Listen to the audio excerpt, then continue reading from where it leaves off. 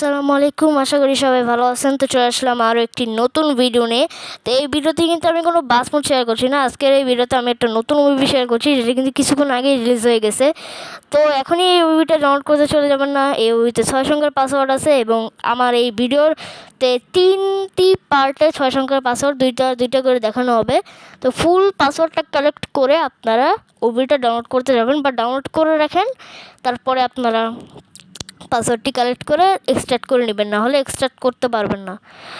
তো এই ভিডিওটা হচ্ছে আপনারা অবশ্যই দেখতে পাচ্ছেন যে জেড বাসের যে জেড বাসটা আছে, গেমের ফার্স্ট বাস, তো সেটাকে কিন্তু মডিফাই করে এখন হিরোইনকে যে স্টিয়ারিং হুইল দেওয়া হয়েছে।